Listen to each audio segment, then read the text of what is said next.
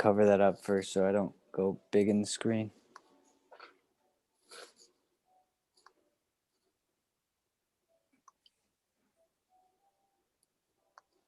All right.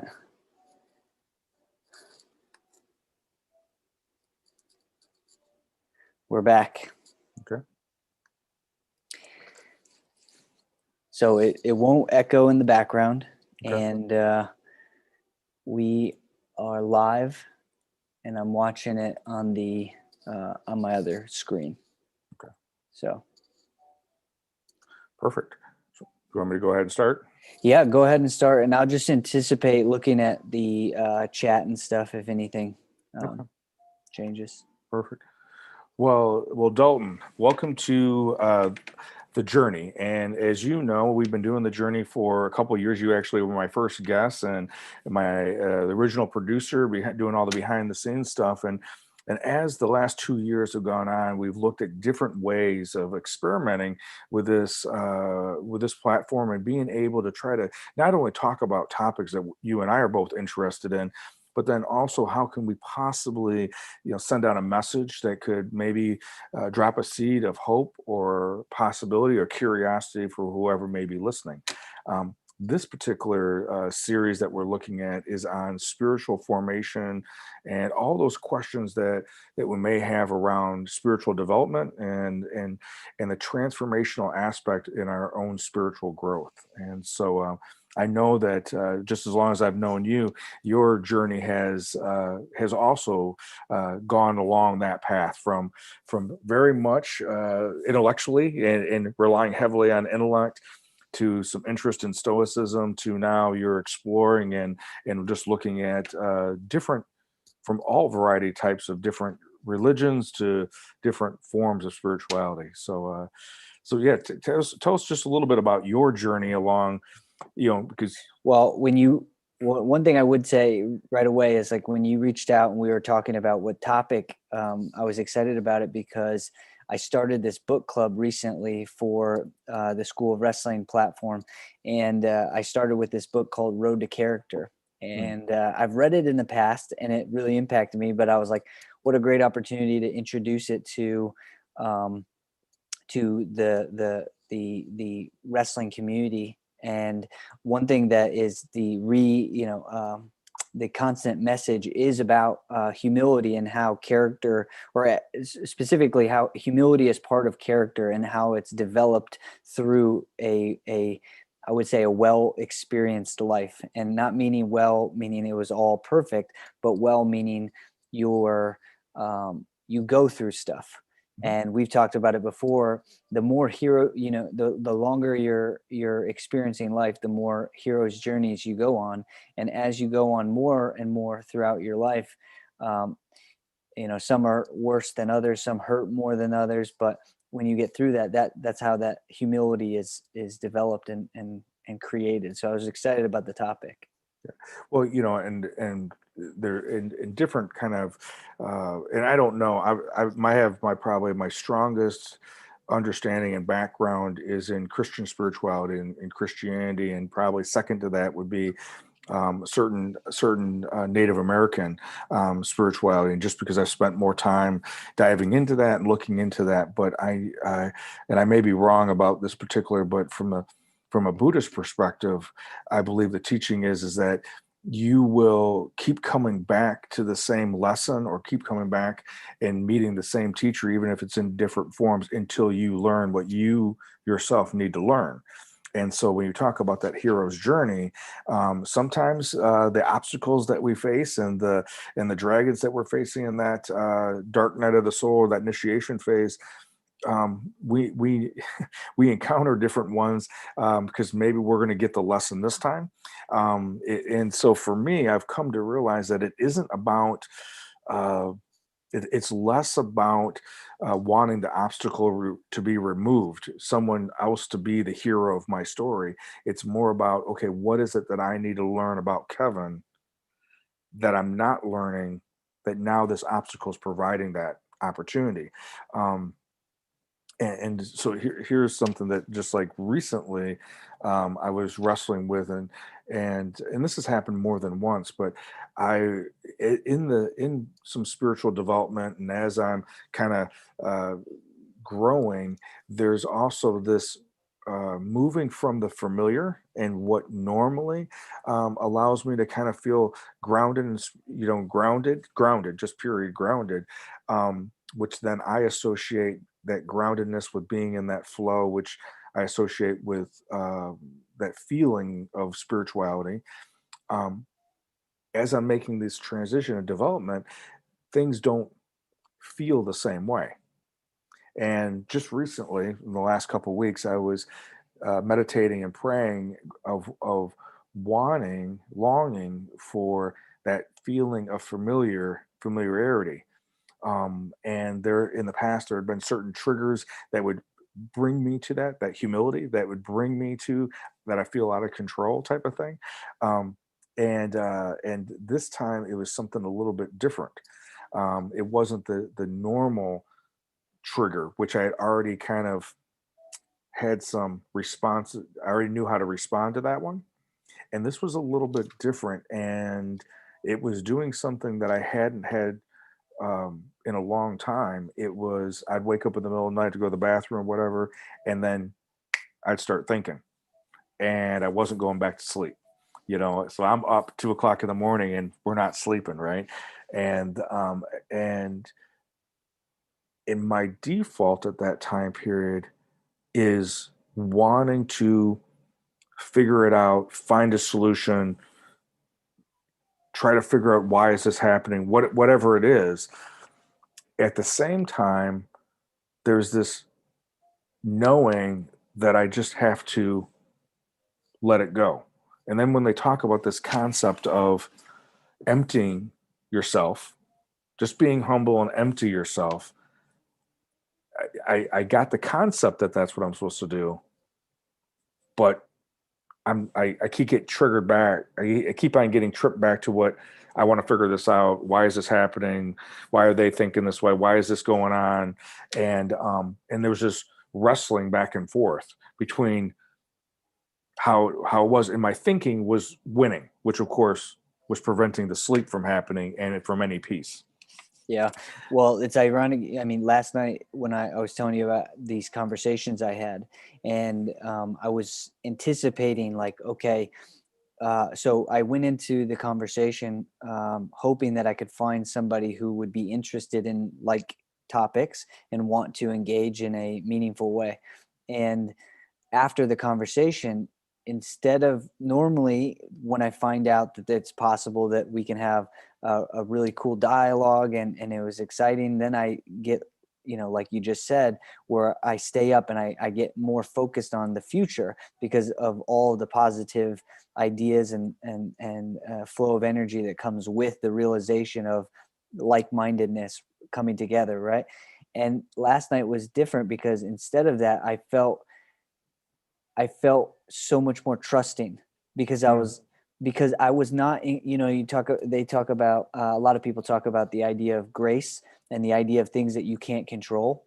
mhm, And I couldn't control how I interacted with this person. I came across this person, and literally within 30 seconds of coming across something, I reached out to them, they reached back, and then we set up a conversation for later in the evening.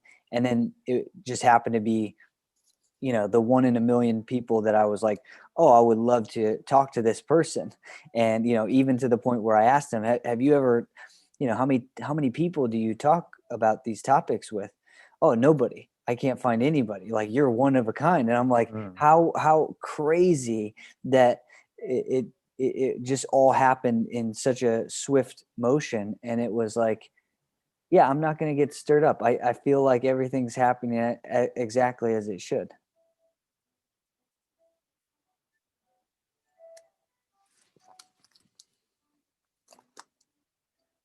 And we had our first freeze, I think. So instead of recognizing that I was fighting that flow, I was, and how I fight the flow is be thinking. how I'm going to get around, how I'm going to make something happen.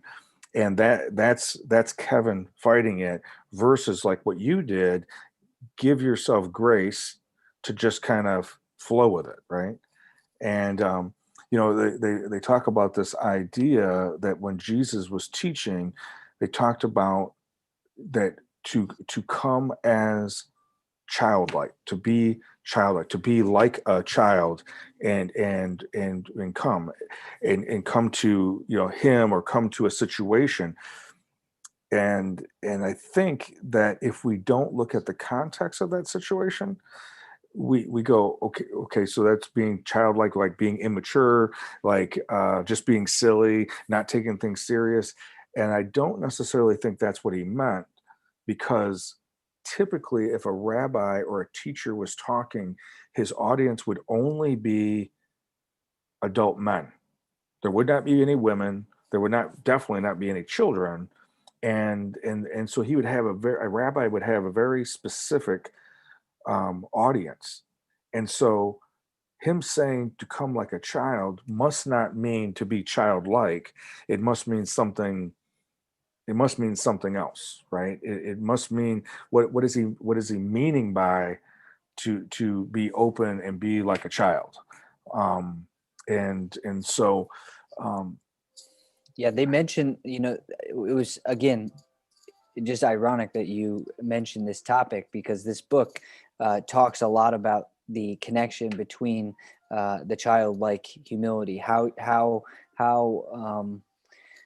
spiritual conversations surrounded this idea a lot, because I think it has to do with a lot of our our developed tendencies, right? That our awareness around the distractions become more aware as we get older and older and older. It's little kids don't follow politics. Why? Because they are not aware of politics affecting their life at all. mhm, And you could go on for days as to all of the things that you become more aware of, the suffering in the world, um, uh, the potential issues that you and your family or anyone that you love are going to have to endure at some point, right? It's like you're unaware. You're in many ways probably completely unaware of your own mortality, unless it's already been shown to you. mhm. So I think all of those things are just awarenesses that take us away from our spiritual connectedness, and then get us into our humanness of survival and society and culture, and how those things operate. Yeah. Well, and I think you're right on, because at a child's age, I remember there was a time period in my life, as I look back and remember, that I didn't have a concern if I looked foolish or if I failed. I just would be curious and play or just do something, right? And then even later in grade school, I remember already having figured out, based upon feedback, based upon observing things, well, I don't want to do that because I don't know if I know how to do that. And it appears that other people do. So I was already holding myself back, and I'm probably at 8 or 9 years old. So for me, if I want to tap into that childlike curiosity and play and flow, I have to go back farther in my experience than 7, 8 years old, because I was already doing that. I was already trying to control the outcome before I even did something. Yeah, and again, I just think it's so interesting that that's why play, whatever it is that you grew up playing, um, you did it for the reason that you could just play, and you Mhm. didn't have to uh, make it something that it wasn't, I guess. Yeah. I Well, mean, and that's how I look at all of my activities. They were just opportunities to play. yeah. Well, and I think of like when my decision to start wrestling in middle school was in response to the guys that I played football with. they went out for a winter sport, right? We're in middle school, it's seventh grade. They were in some seventh, some eighth grade. They, most of the guys that I knew and I was closest to, they wrestled, but some of them played basketball. Well, I knew I was going to play a sport, had never played organized basketball, had never wrestled, but had already predetermined that I must not be as good as those guys at basketball because I hadn't played. So I defaulted and went to wrestling. Only wrestling I ever saw was American Wrestling Association on Sunday mornings at 11 o'clock, the AWA, professional wrestling. I had no clue. I knew nothing about, folk style wrestling or freestyle wrestling. I had no clue about that. And so I remember being very, and this is again seventh grade, so I was 11 at that time, turning 12, and I very much in my mind, because I wasn't taught at that time how to do a single leg, there was a lot of fear that I was going to do it wrong, not do it right, and things like that. So I was already getting in the way, because I had played football since fourth grade. Clearly, I knew how to tackle, but now I'm getting in my head to do a single or a double leg. Yeah. And so, not that, obviously not that they're exactly the same, but going in with your chin up, there's a lot of things that could be similar. And I think it wasn't until a coach broke that down for me to correct some already created poor habits that I was having, did I start becoming more and more confident in doing that, and then got out of the way from the thinking process. So do you think what do you think led to you getting out of your way? More information around how to do something that encouraged you, like that grew confidence and trust, or how do you think that? Thinking back in that time period, and that was a couple years ago. So, but I think thinking back in that time period, I think it probably had more in that case, that the breaking down of the particular, in that case, a particular move into smaller parts, and then practicing that, and then gaining more confidence as I practiced it, and then seeing that I was doing it and seeing that it was working. And the more repetition of that, the more that I didn't have to think about it, and it just would happen. Right. It would, and so again, I think the kind of like this whole topic we're talking about, regardless if it's trying to go to sleep or if it's looking at a particular obstacle, once we get into that cognitive part where we're doing the thinking, then it's like, how do we get out of the way of the thinking? Yeah. Yeah. What do you think about, what do you think the difficulties are with humility in, say, a situation where that we're currently in, right? So what is the benefit of humility in an experience like we're in right now? Experience, like, meaning like the pandemic and 2020 and all that stuff, or are you just talking about, what do you mean? Yeah, yeah, exactly that.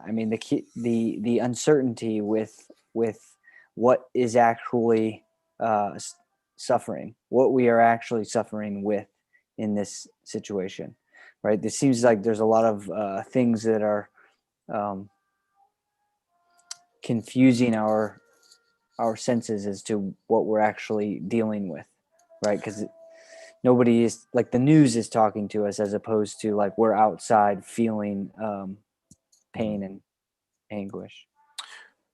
I've thought of quite a bit about this, and I can reflect on what happened at the beginning of, in the spring when all this was starting to unfold. And I was, because of being a business owner and because of the responsibility of not only my employees, but then the clients that we serve, and then my own income stream, comes from that. Because my first thing was the business concern and the economic concern.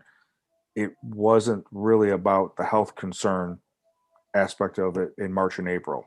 For whatever reason, I wasn't afraid of that. I was more afraid about the impact of the restrictions, the impact of other people's responses to it. And And I'm not 100% sure why thinking about that. It wasn't like I thought it wasn't real or anything like that. It just, that wasn't what my concern was.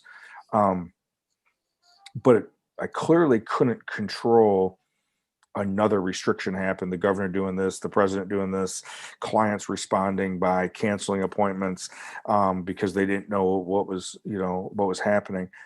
And I remember the first couple weeks in initially as it came out, it was this idea that we're just going to extend the spring break for the college students or the high school, the students, right? And then clearly then we shut down for April too, at least here in Illinois. And somewhere along that time in April, I decided that I got to stop looking at this like a sprint and holding my breath just to get through it. And I had to look at it more like, how am I going to find a pace to get through this? Because it seems like it's definitely longer than 2 weeks already. And the other thing was, I, I don't do well always feeling fear that something is going to happen. Yeah. Like something bad's going to happen, something more is going to get taken away, something like that, regardless if I'm fighting the idea, silly now, that I'm gonna have to they're gonna mandatory that we have to wear masks, and that's bullshit. I'm not wearing a mask. I'm not, and in my own head going back and forth with that piece of it before it became a mandate. Um, but I started telling myself I got to ask a different question. Instead of what's going to happen next, it's what opportunity is in the obstacle, what opportunity is in the chaos. Yeah. Yeah. What I was going to tell you is this quote that is in this book. It says, "Humility is the greatest of virtues, and if you can't learn it, God will teach it to you." And so it's like the moment you think that you're going and controlling the thing that you can control, something else presents itself to remind you that you're not in control of what you think you're in control of. Right. Yep. Yeah. Exactly. Yeah. 100%. And it's even as simplistic as I started off the example of, I'm awake because of my thoughts, but I don't want to be awake. I want to be asleep because I got to get up in a few hours to work all day. So then I try to go to sleep, which is then forcing me to stay awake. Right. And and so one of the things that came to me this morning, because it happened just, whatever, 15 hours ago or whenever it was, um, what was that, because I knew enough. It's like, so when I'm in that state, one of the things I go to is praying and trying to meditate. And I know that I'm caught in a bad loop when I keep attempting to pray, but I keep going back to whatever I'm concerned about. And it dawned on me this idea of humility, or the idea of self-emptying, that a lot of times in the Buddhist tradition they'll refer to. For me, it went back to something that I could get my hands wrapped around a little bit easier, which was, be a hollow vessel, be an empty vessel for God to work through. For I'm just be that hollow vessel or that tube. And I could somehow see that, and that made more sense than just trying to be humble. Yeah. Just trying, like it's there was a visual for me, and as I did that, I could feel myself kind of relaxing into that visual of just being a hollow bone or hollow vessel, that flow works through me. So how often, I think of this and I think of like maybe uh, how you could help somebody else find their way into that. And it's like, how often do you take the time to create that regiment of prayer, of self conversation, of, space? How often do you do it as a practice? So for me, it is the way my day unfolds. It's it's best slash essential for me to do it in the morning, because prior to my day starting, meaning prior to me going to work or getting ready for work or whatever. I have to do it before then, because I'm after that point, I'm responding to other people's requests, needs, whatever it may be. So if I'm going to get it in the day, it's going to be before that time, and that's going to ensure that I get it in that day. If I wait till sometime later, once my day starts, that assurance that it's going to get put in there, it goes down dramatically, just because of how I operate my life right now. So if something comes up throughout the day, what do you do then? Um, I think it depends, right? It depends on what it is. If it's a client situation, regardless if that's a speaking engagement, a client regarding counseling or business consulting or any of those situations, um, that has been over time, that that's a positive trigger to put me in that space of emptiness, or being that hollow bone or that vessel to work through, because I know through through experience that if I go in there with an agenda, or if I go in there with Kevin first, it's almost always it's not gonna flow well. I'm not picking up on those social cues. My emotional intelligence is lower. My intuitive ability is getting hindered. That's a pretty consistent trigger for me, a cue for me to go into that space. It's more when it comes to things that are outside of work. It could be personal stuff, family stuff, friend stuff. It could be personal finance stuff. It could be at times, it could be staff stuff, employees, things like that. Um, so in those cases, then I have to, depending on the situation, I'm going to have to step away from it and do something to ground me. Um, sometimes it's movement, sometimes it's literally doing some tapping exercises, or emotional freedom technique, or breathing exercises. Yeah. No, that's like what I was kind of getting at is, we take a walk every day.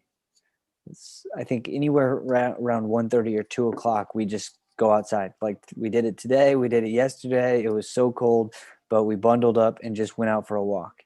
Mhm. And it's like, it's an opportunity that we've built in our day to look at the things that are happening, look at the problems that we've solved in the morning, look at the new problems that we'll have to solve in the afternoon and the next day. And it allows us to look at everything objectively, and then start to see how we can start to trust it, right? Like how we can see things coming together. We can see that one thing is leading to the next, and the next thing leads to the what's after that. And it's like, that space of that repetitive experience allows me to, like you said, ground myself, right, with a walk with the one that I love. And then by walking with enough space and time, we get to look at those things that are going around our lives, and to make sense of it, Yeah. and to bring it together, so that whether it's the end of the day, we're not thinking about what we need to get done or what we have tomorrow. We are more grateful and grounded, like you said, in where we're at and what we're doing with our life. Yeah. And I think the key to it, right, is making sure that you're intentionally inputting it, scheduling it in your day, and there's a consistent revisiting that, and going, if it's the beginning of the day, the middle of the day, at the end of the day, that there's some consistency with doing that, so then you can get out of the way. And it takes practice, right? It takes practice doing that. The other thing that I probably do during the day is, when I have the opportunity I'm on a drive, or I have an opportunity to do, I'm not working with a person. I take the opportunity, um, the last few years, take an opportunity to input content, right? Either through a podcast or some other format like that. It's usually audio, because it's a way of getting content while I'm driving or something like.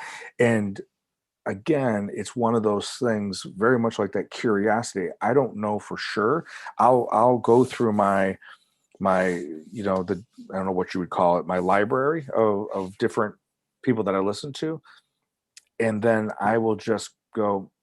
I'll feel myself getting kind of nudged or pulled toward one, and then I'll hit that one, not necessarily knowing what it's going to be, and something that opens up something that opens up a door. It's kind of that curiosity aspect of what you were talking about that sometimes happens when you go on a walk to see something, even though it's the same path, it's never the same path because different people walk by, different animals are out, different things are going on.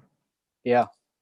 No, I love that. And, this is why, I was so excited and encouraging of this type of opportunity, because I truly think that if you, if we, if you, I mean, this book club for me that I created has been so fun to see other people join it. They, they have taken their, they have taken the leader, they have, I don't know how to explain it, but they have taken the call, right, to participate in something that is outside of their control. I picked the book.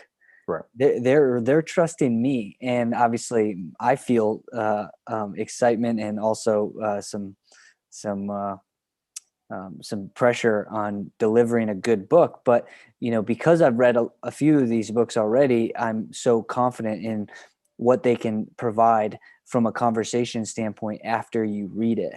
And so when you think about the things that you've come into contact that really impact your life, or your day or your week, I think if you can help others create that consistent thing as well, maybe in the form of like, you email out that podcast, and then you provide that constant uh, feedback into what you took in. And because it all, I mean, it's so interesting that what book you pick up. I wonder how many books you could pick up to really impact your life, Hmm. right? Like, yeah, this one's really good, but it's the way that we self assess ourselves through the book that allow us to find gratitude, find humility, find trust, right? It's how we interpret the stories that are being told to us, or the lessons that are being taught to us.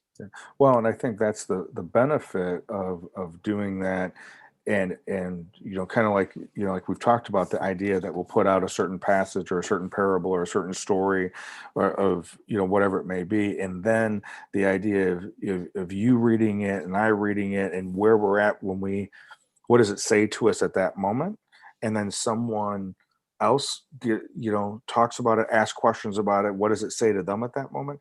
It then just expands the experience, and really not about it being a right way or a wrong way, or it's more about, again, just sharing each other's experience, and then continue to allow that to get a 365-degree look at that particular thing for this given time, because a year from now a year from now, we're going to be looking at Christmas much different than we are currently, because, well, one, we went through Christmas under quarantine with COVID, blah blah blah. Next year there's a good possibility it'll be different, because it'll probably be more contained. you know are we really going to be as grateful as we think we're going to be when we have the freedom to do whatever we want? Well, we will if we remember. We won't if it becomes once again familiar, even though we missed doing it in 20. Yeah. Yeah, and good and question. and being able to share, right, share those experiences. Today I was at one of my offices and we did a staff meeting, and because we because they normally would do a Christmas party in person, take an hour for a Christmas party. This year they weren't able to do that, obviously, because we're not seeing clients in person and all that. And so we're on Zoom, and the question that was being asked ahead of time was for individuals, for the staff members, to bring either an ornament or a story that reminded them of this time of the year. And people started off sharing different ornaments, and then they got a little bit more sentimental, and then someone showed a picture of their great grandmother who is now deceased, but she talked about how, and she showed the picture of her being held by her great grandmother, and that in response to that, they share stories about her great grandmother every year during Christmas time. Well, that opened up other people talking about losses that happened this year of family members, or remembering a lost loved one. And so we went from Disney, a Disney ornament, to talking about struggling that this is the first year without my dad being there, to I mean, there's all these, but for me, as I was observing that, I got to see another side of these individuals that I had not seen as employees.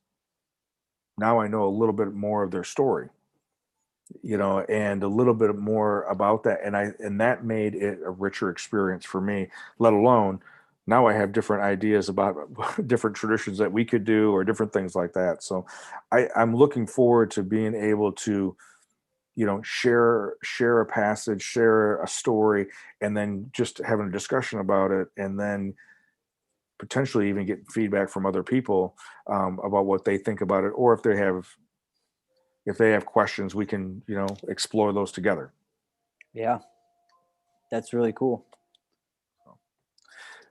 Well, Dalton, I definitely appreciate you're constantly exploring and constantly trying to grow, and I think that is one aspect of of practicing humility, is coming to the awakening of that I know that I don't know, and that in itself is that practicing of humility.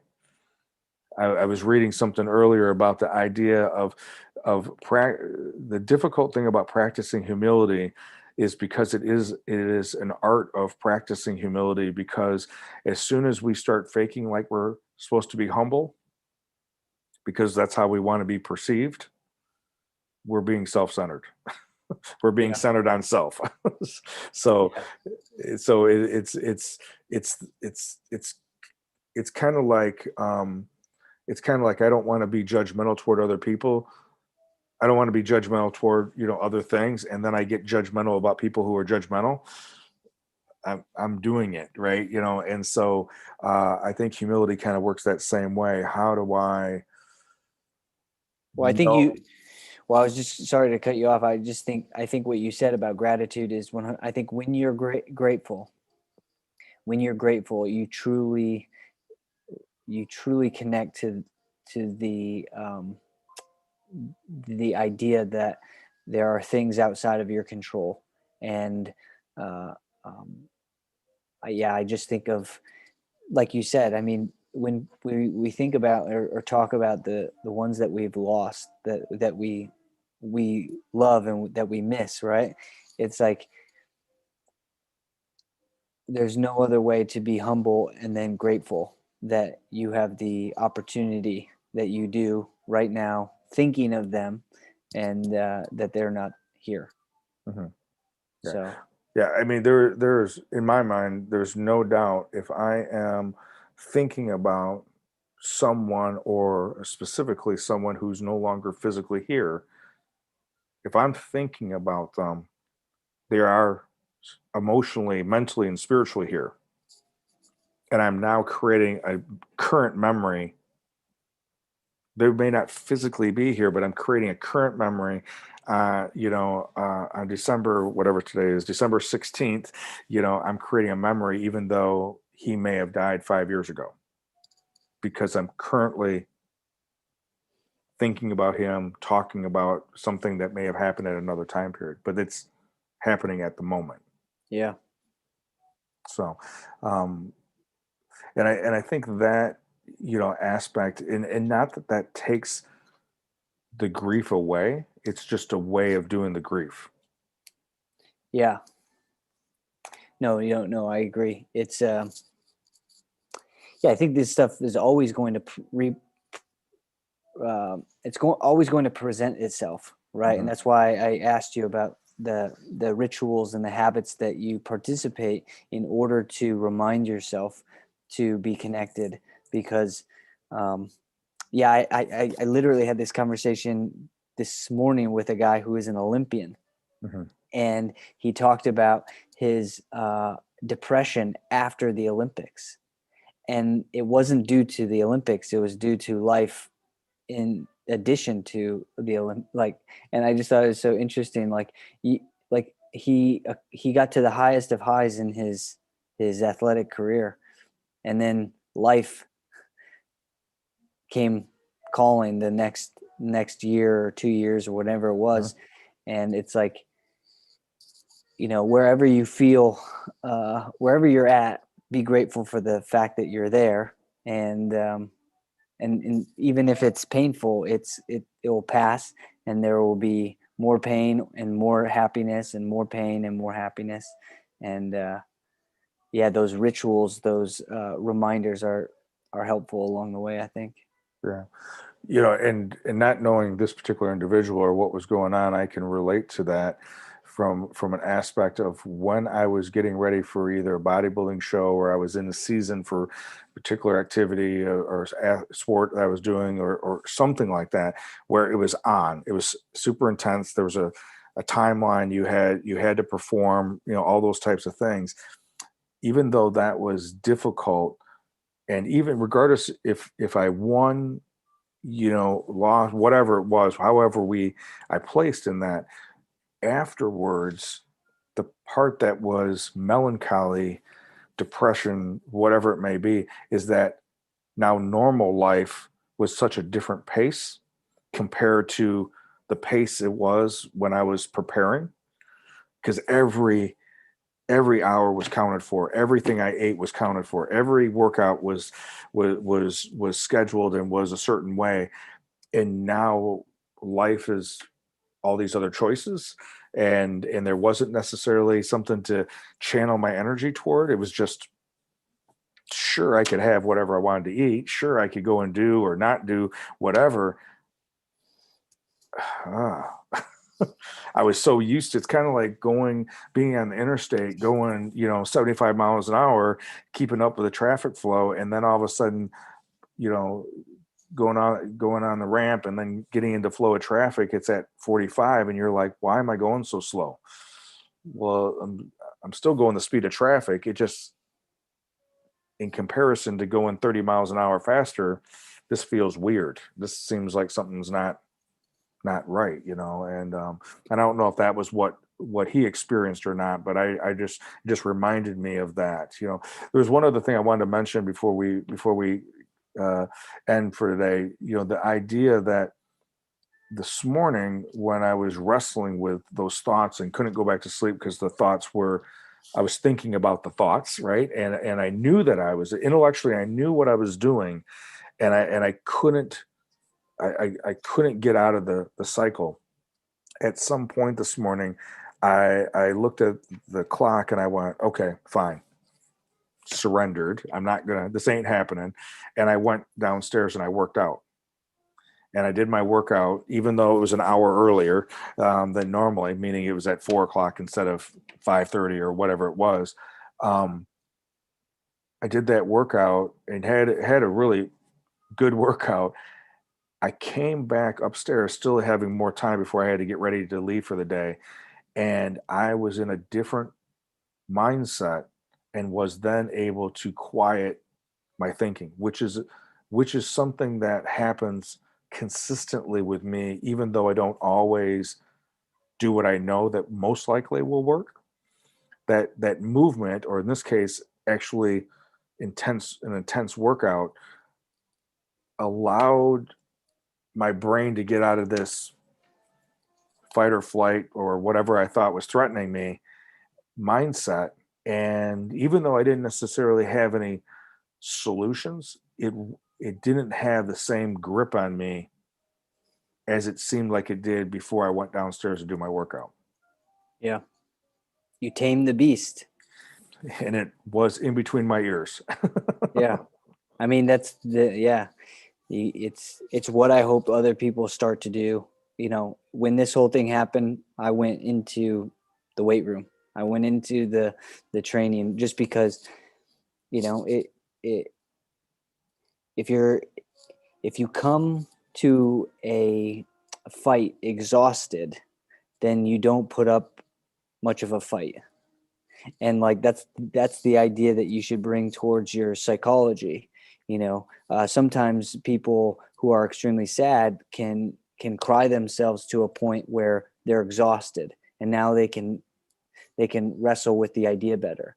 But before, the emotion overcame the individual so much that they couldn't um, reconcile the situation. So I, you know, like you said, exercise is like that thing that if you do it, you exhaust you exhaust the mind to the point where now you can feel, connect, and then trust. So Someone taught me a long time ago that if you are mentally just on this mentally exhausted, mentally overwhelmed, then you need to physically move. And if you're physically exhausted, you need to stop and do some kind of emotional, inspirational thing. And so it's like counterintuitive. You have to do something the opposite of what is causing. If it's physical fatigue, then it needs to be more inspirational while you're resting. If it's mental fatigue because you're so wore out, then you need to do something physical to get out of that. You can't outthink whatever you're worrying about. yeah, So, um, Dalton, as always, I enjoy the conversation, and this will be something that I think we'll continue exploring. We'll have different topics that we're going to go on, or maybe not really topics as much as it'll be a particular story or passage or something that we can explore, and then we can invite other people to get their perspective as well, or at least have the same passage where they can kind of maybe kick it around as well. So, as always, I appreciate you, and I appreciate you sharing how you are experiencing the journey as well. I appreciate being here with you.